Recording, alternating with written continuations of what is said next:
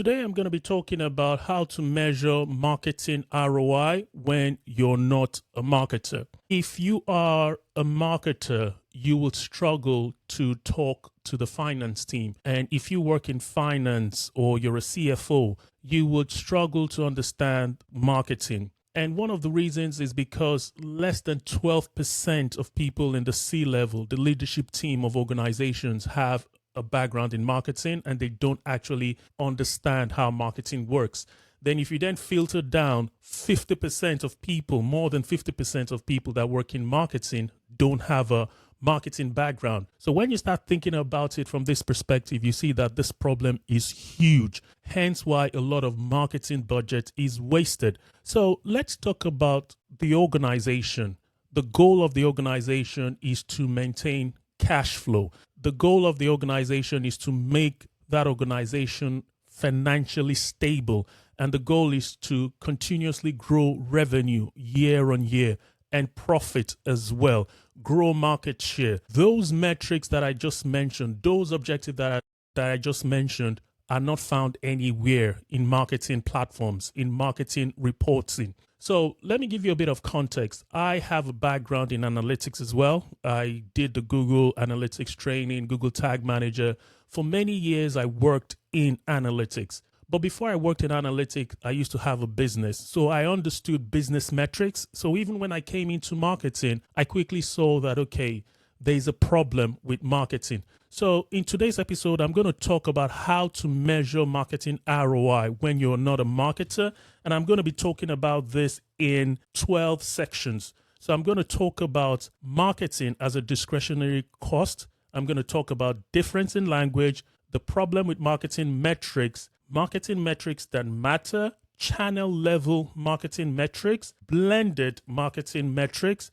I'm going to talk about customer lifetime value, payback period, cohort analysis, the metrics that most marketing teams get wrong. Then I'm going to talk about brand metrics, and then I'm going to finish by talking about platform reporting. Let me start by highlighting that marketing is a discretionary cost. So marketers need to understand that when it comes to the profit and loss statement, marketing is not viewed as an investment, it's not viewed as an asset, it's viewed as a cost, an expense. And the earlier marketing teams understand this, the better. Most marketing teams don't understand that when the business is struggling to meet revenue targets and projections, the CFO and the finance team will sit down and look at, okay, where are we going to cut cost? And when they're making this decision, they're not going to cut salary, they're not going to cost petrol and other overheads, because the way they make those decisions about where to cut cost is something that they will cut the cost and the business will still keep running. And the first thing they always target is marketing. And sometimes they start by looking at where's the best place to cut cost. Sometimes they look at the external agency, and that's why some organizations start when they're looking to cut marketing costs to in-housing all the marketing function. I personally think marketing function should have stronger presence in-house as opposed to the agencies. I think outsourcing your marketing strategy and things like that, I think that is a waste, and that's my personal opinion. And I'm a big fan of organization in-housing most of their marketing to get the best ROI. So let me talk about discretionary cost again. Things like salary, staff overhead, utilities, loan repayment, all these things are costs that are not discretionary.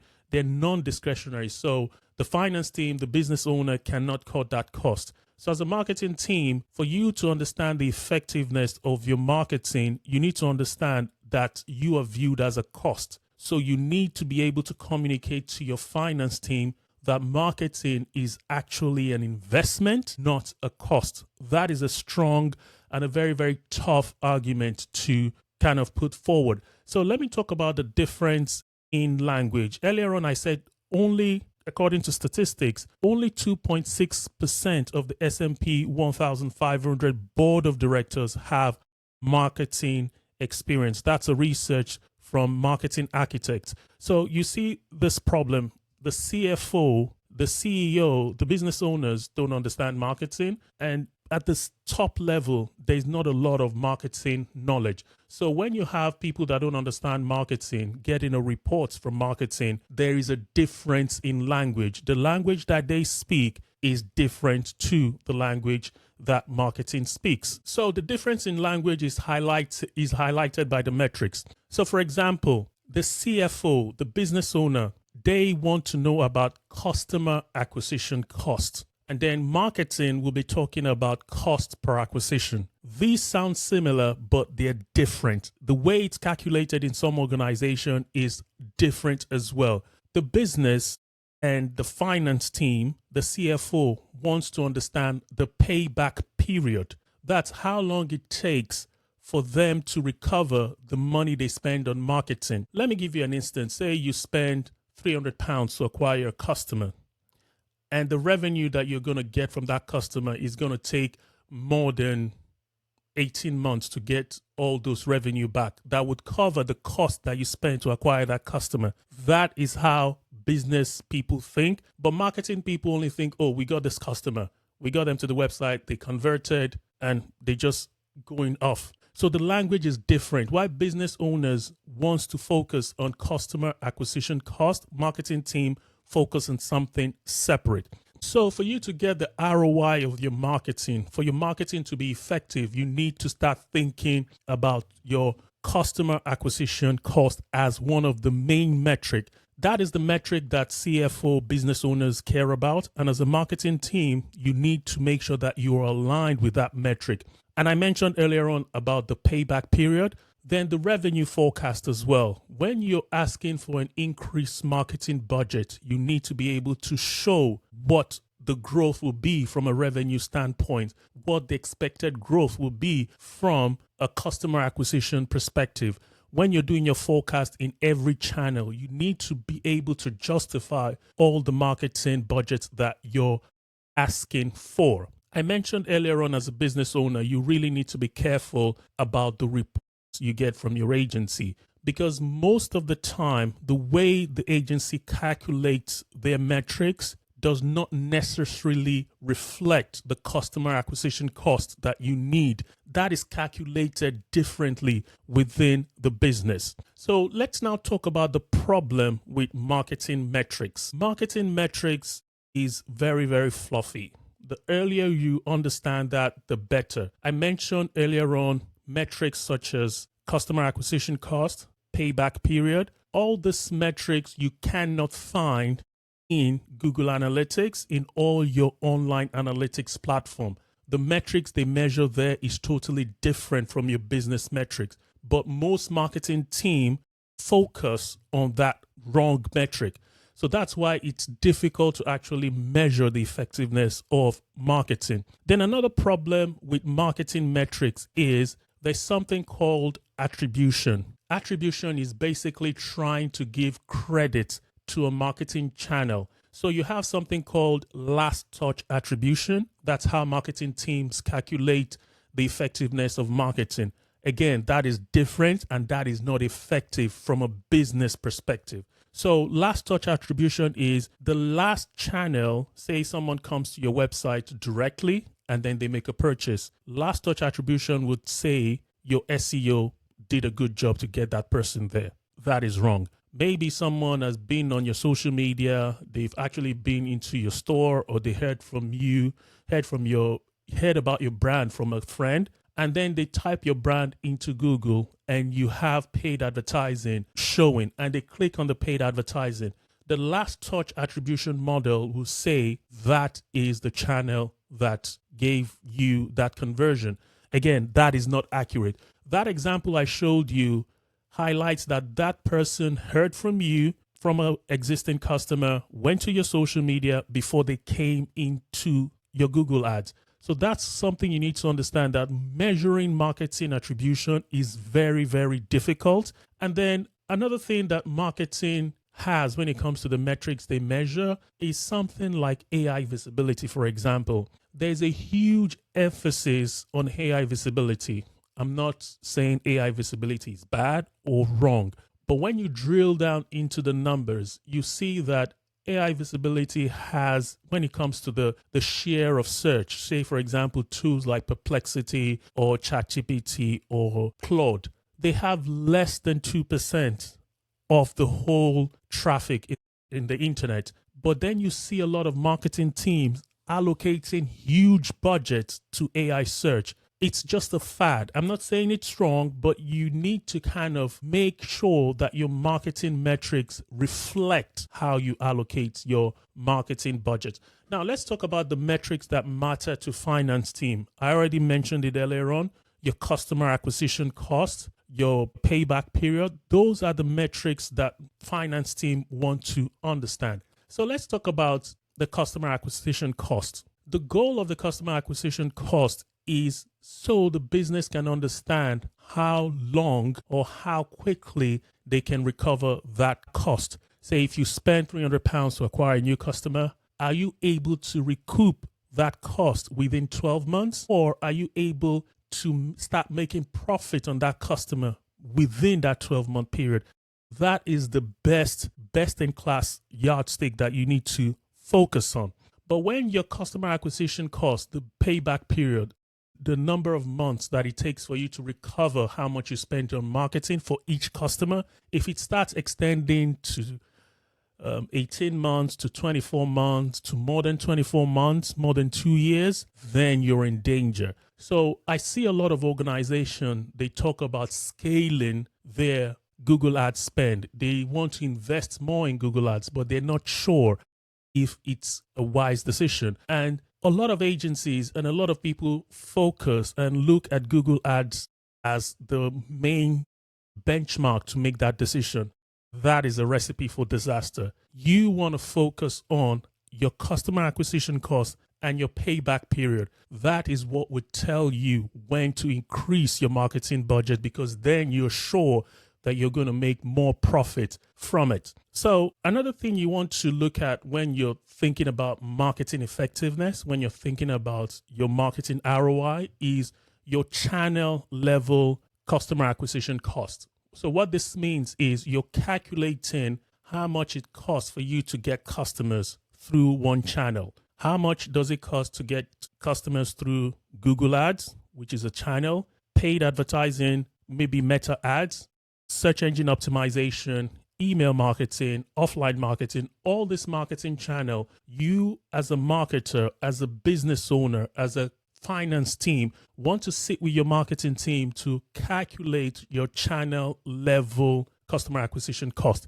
So you need to understand that this is in isolation of other costs. So it doesn't give you the full picture. If you then want a full picture of your actual customer acquisition cost, then you want to do something called a blended customer acquisition cost. A blended customer acquisition cost takes the whole picture into consideration when you're calculating your customer acquisition cost. But you need to be aware that the cost, the amount you spend on Google Ads will be significantly higher to other channels like your SEO and your email marketing. So you need to pick and choose. Do you want to focus on your channel level customer acquisition cost or your blended customer acquisition cost? The problem with blended customer acquisition cost is that it almost kind of reduces how much it costs to get customers through paid search. I'll give you an example. I worked with a software company a while back, and the software company was spending about $600,000 a year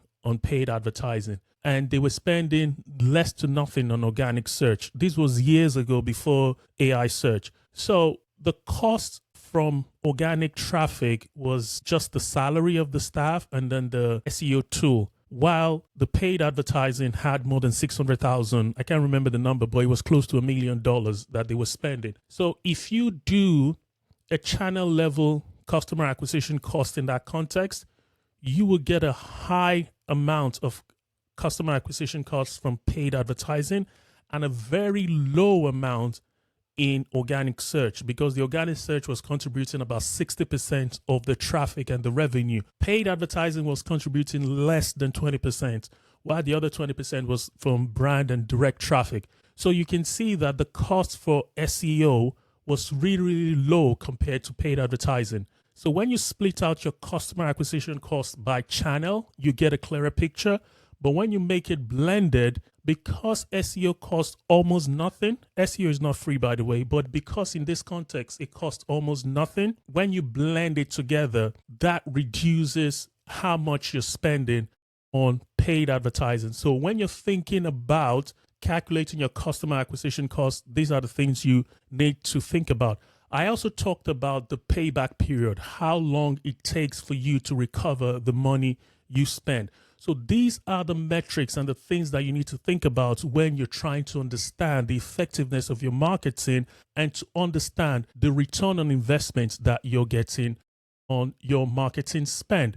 So let's talk about the wrong metrics that marketing teams get wrong. So marketing teams often calculate their cost per acquisition, which is a lower level metric compared to customer acquisition cost.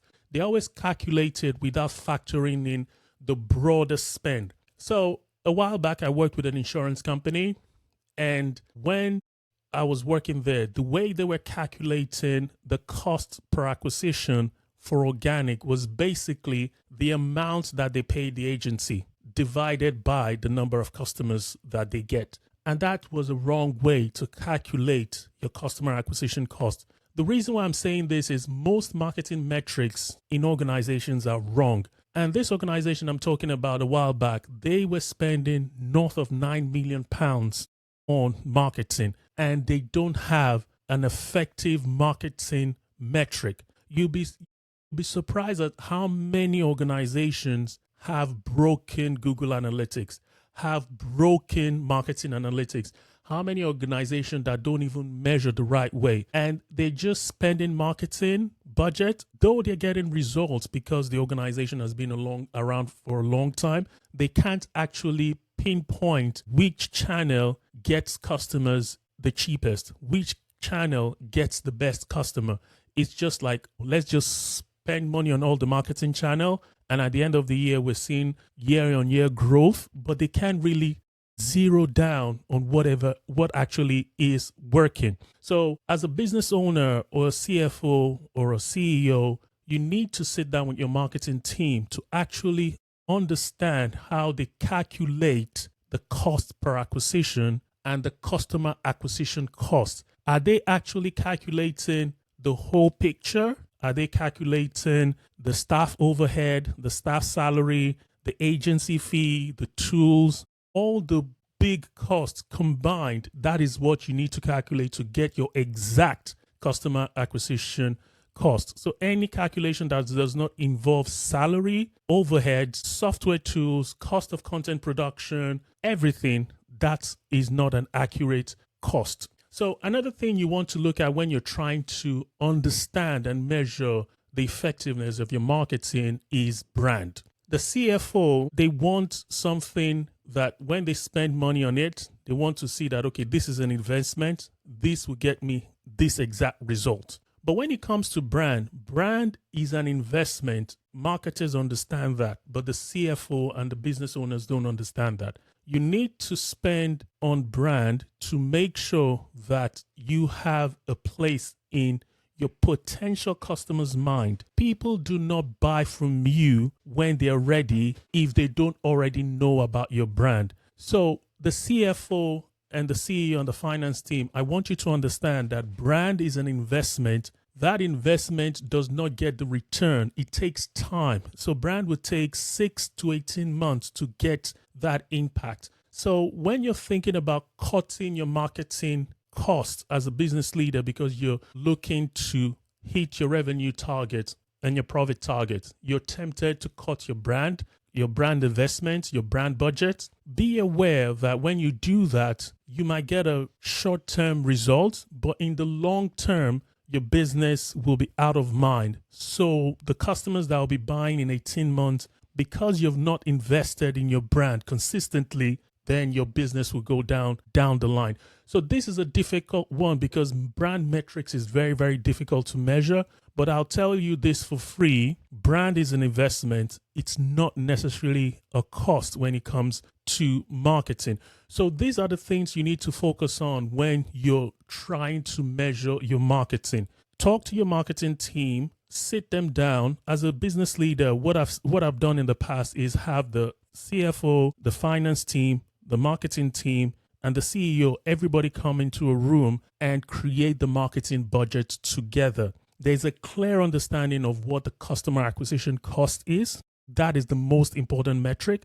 You need to have a channel level customer acquisition cost. You also need to have a blended customer acquisition cost. You need to understand how long it takes for you to recover the amount you spend on marketing. How long does it take? And the goal is to make sure is within 12 months. If you can reduce it to 8 months, then you're in luck. That means you're able to scale and invest more in marketing. So if you're a business owner and you're looking to calculate the effectiveness of your marketing, reach out to me. My name is Femi Olajiga. I can sit down with you and look at your numbers and help you understand if your marketing is actually wasting money or if your marketing is set up to increase revenue and profit margins. The problem that I see in most organizations is the people in marketing don't have a marketing background. And some of them do not understand what metric to measure. They do not understand what metric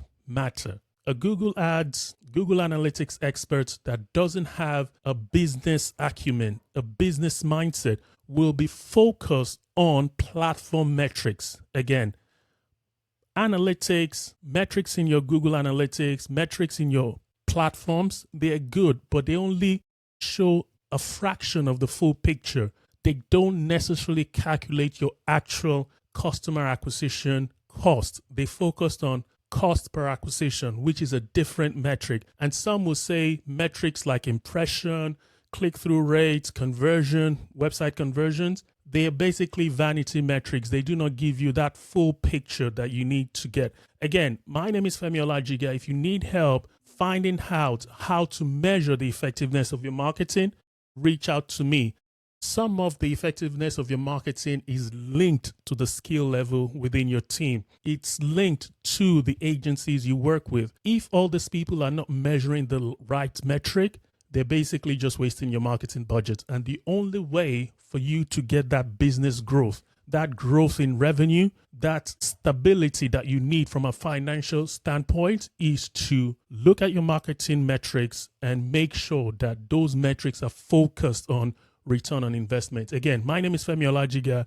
If you need help measuring the effectiveness of your marketing, reach out to me. There's a link in the description. Click on it and book a 30 minutes free session with me, or you can connect with me on LinkedIn. And if you're watching this on YouTube, click like, share, and subscribe. If you're listening on podcast platform, give us a like and give us a 5-star rating. Thank you very much for your time, and I'll see you in the next episode. Thank you.